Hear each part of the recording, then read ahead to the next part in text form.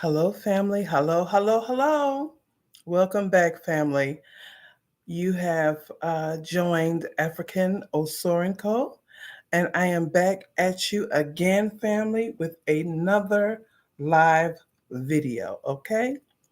So, family, today we are going to be discussing the case of the Caucasian couple that adopted five Black children and enslaved them. Okay? And so, to get started, family, I'm going to read my disclaimer. Copyright disclaimer under Section 107 of the Copyright Act 1976. Allowance is made for fair use purposes such as criticism, comment, news, reporting, scholarship, and research.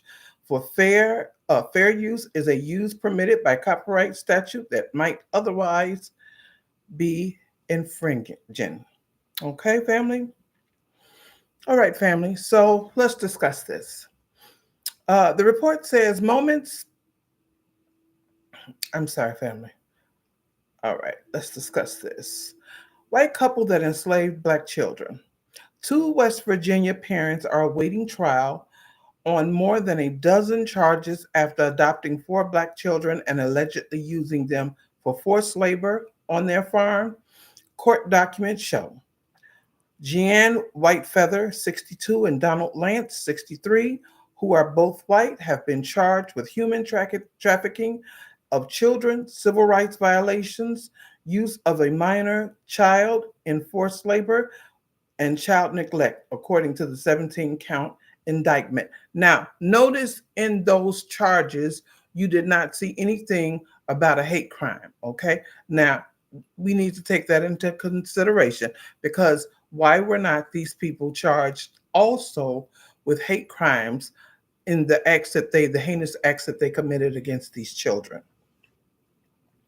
When Whitefeather and Lance arrived hours after deputies had found the children locked in a shed that they couldn't get out and they had to break the children out of the shed, Miss Whitefeather made the admission to detectives that the children were left in the shed, but stated that the children liked it.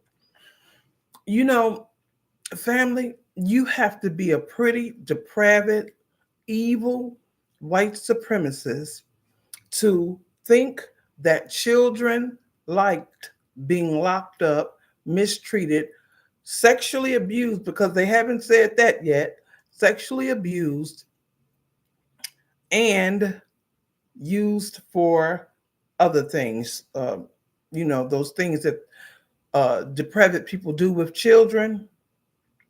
An affidavit from the lieutenant in the sheriff's office indicated that the police encounter in October 2023. Now, notice this incident occurred October 2023, but it wasn't made public or news until recently, within the last maybe few weeks. Okay. So notice how that happened because we know that had that been five white children used by a Black couple to enslave them and other things that they did, okay, that people do against children, deviance, that it would have been blew up in the news on every station. They would have had this blown up, okay. Um, was preceded by two other concerned 911 calls about the well-being of the children. Family, look, I worked in child welfare for 23 years. And let me guarantee you that had that been a Black couple, they wouldn't have got three calls in before they actually went out and investigated and removed those children. In fact, I know that those children would have been removed long before that, okay? So, both callers in May and June of 2023 told dispatchers that the children living there were sleeping in the barn and using a portable toilet outside, according to that affidavit. Both times, Whitefeather and Lance claimed to responding deputies that they had just moved to the site from Washington State and were using the portable toilet due to plumbing issues in their new home. Family, even if that had been the case, think about this, okay? Think about a black family and detectives coming to the home, or police officers coming to the home, the department coming to the home to do an investigation, a welfare investigation. Number one, they would have contacted CPS immediately about those children. And those children, I'm sure, would have been removed. In my uh, tenure of 23 years working for social services, I saw many black children removed for way less than this. In fact, I fought against it. Okay, there were times that I have went into court and got absolutely almost obliterated by the judge because I was suggesting that children went home because the reason they were brought into care was stupid. It just was. It was ridiculous. Some of the things were even unfounded. Some of the things just required services to be put in the home, but instead, when they're black children, what do? They remove them. That's what they do, family. Okay. Um, so it says a grand jury returned an indictment against Whitefeather and Lance in May that alleged, among other things, that the couple did knowingly, feloniously, and willfully traffic minors and did recruit, entice, and obtain the victims of the offense from a shelter and facility that serves runaway youths, children in foster care, the homeless, and victims of human trafficking, domestic violence, and sexual assault. The pair are each being held on a $500,000 bail, cash only.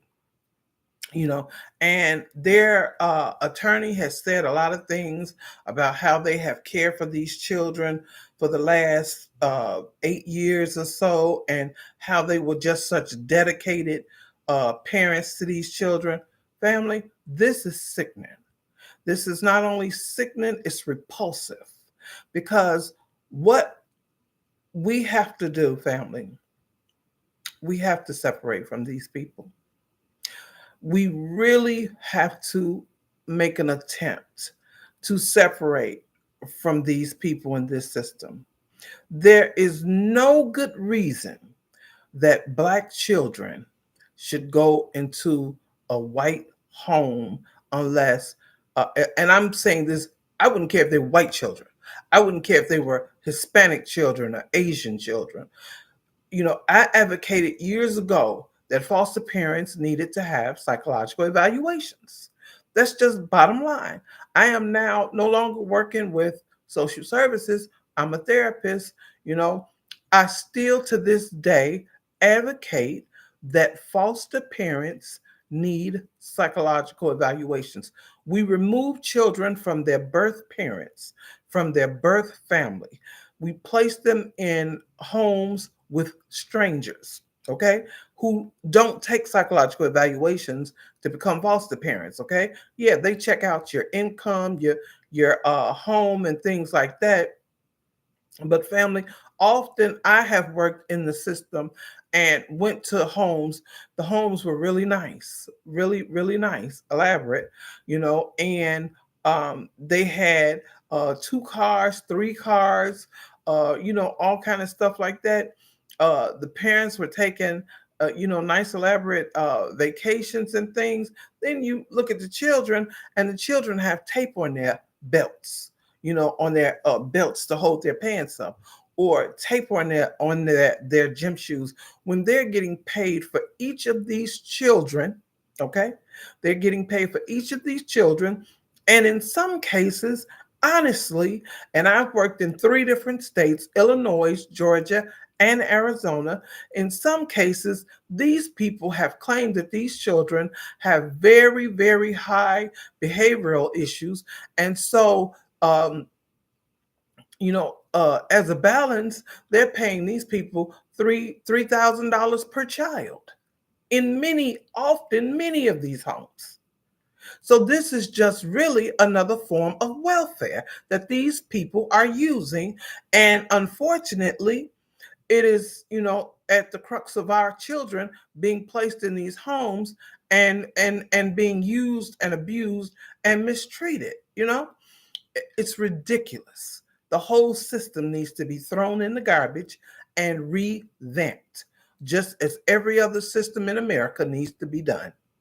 Absolutely, it's terrible. Family, you have to be very careful. Uh, you have to understand how to maneuver these systems. Let me tell you something.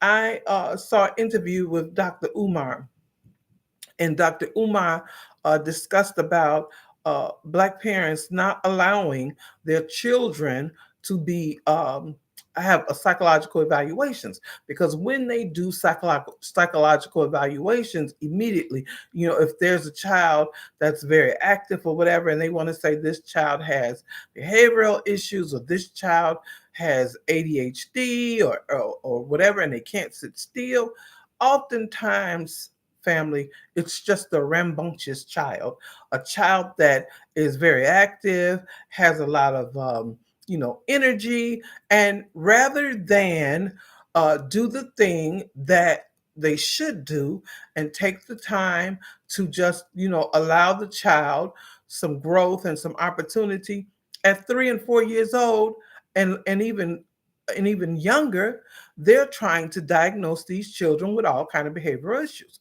My own nephew, at the age of 2, was diagnosed with autism. Okay. And at the age of 3, they were already trying to do psychological evaluation. How can you look? I'm a therapist. How do you do a psychological evaluation on a child really thoroughly, and where it can be done well, and this child can't hardly answer the questions that are being asked of them?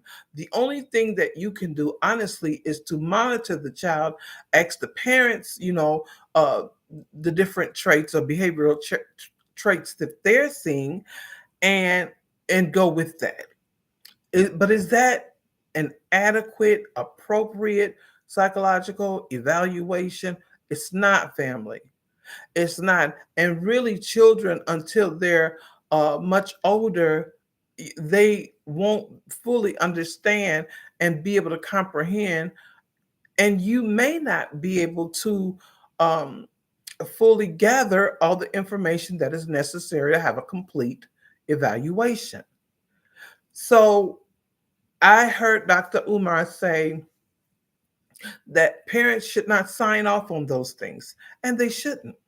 Because if you get a psychological evaluation and it says your child is hyperactive or has hyperactivity, okay, and then they say, well, the child needs medication for this condition, and you refuse to medicate the child, or later on you see the child has all kind of issues from the medication, and trust me, family, they do.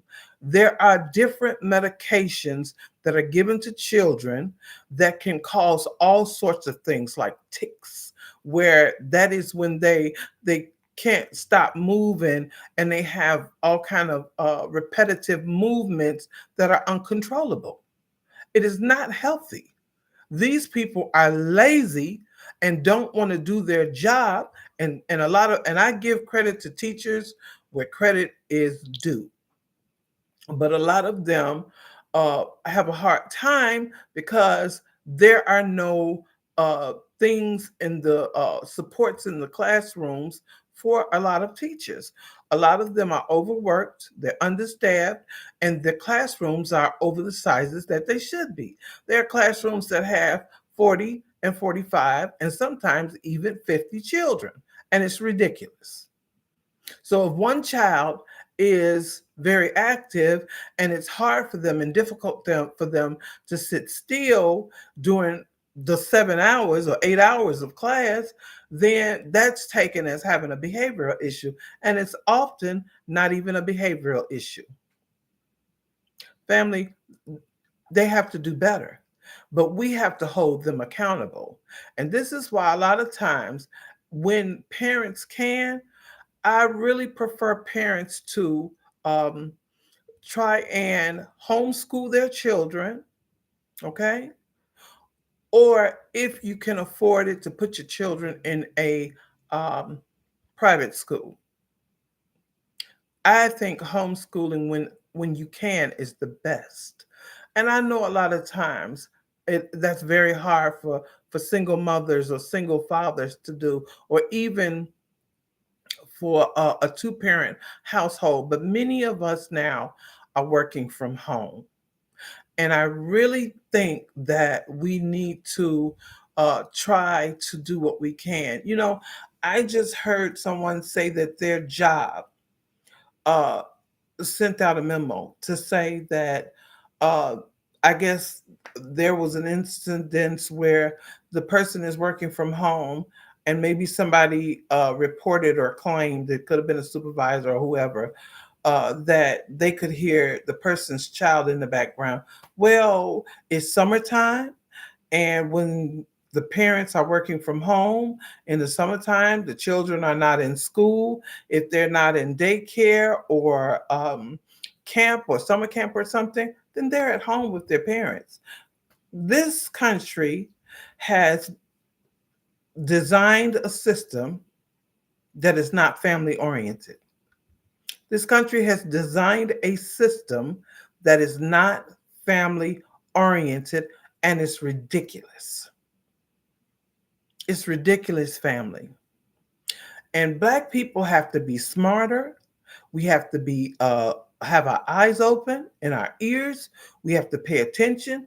We must pay attention with our children, and we really have to pay attention uh, about when these schools are trying to manipulate our children and us. I have went to court in my time as a supervisor for foster care.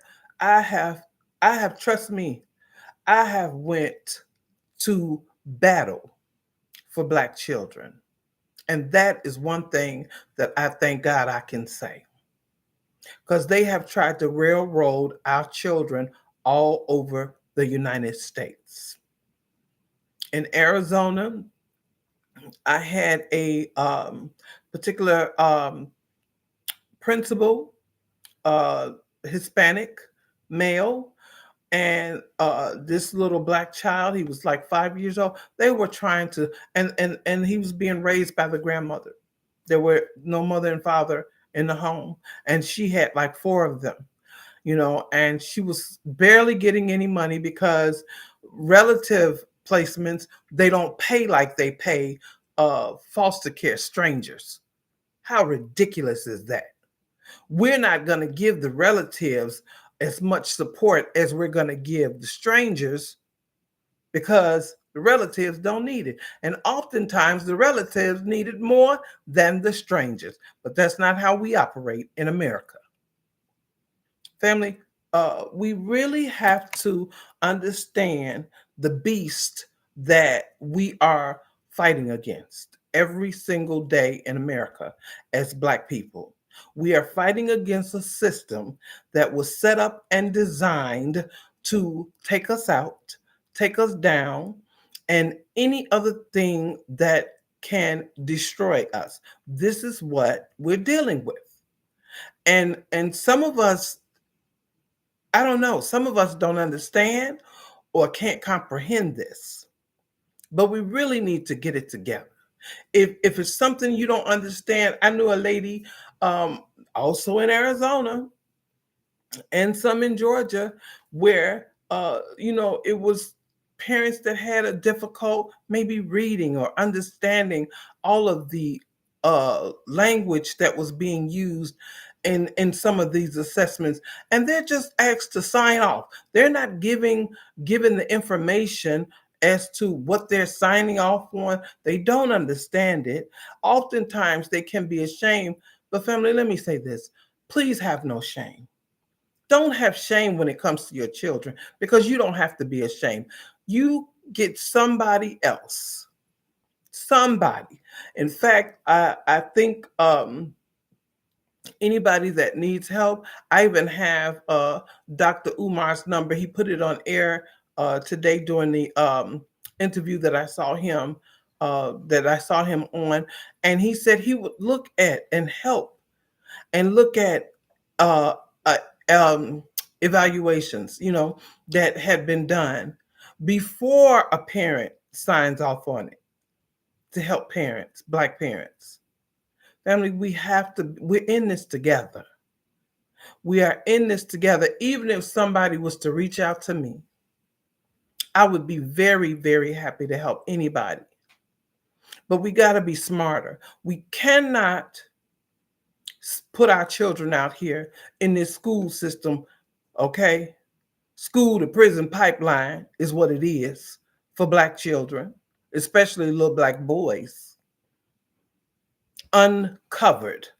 We cannot put them out there like that uncovered, because this system is not about helping them. This system is about destroying them. All right, family, I thank you so much for joining me for this broadcast. And I hope that you will like my content and share it and subscribe. Okay. But I thank you so much, family. I really thank you. I appreciate you coming. I appreciate you, any comments that I get. And I just look forward to serving my community, because as my intro says, this channel is dedicated to the Black Americans, because and it's really dedicated to all Blacks. Family, we have come through a lot. We have survived. We are survivors, and we will continue to survive no matter what this enemy tries to throw our way. We are the surviving class of people, okay? Because we are the chosen people of the mighty Yah. So I thank you so much, family. Peace and blessings to you, and please come back again. Thank you so much, family. Bye-bye.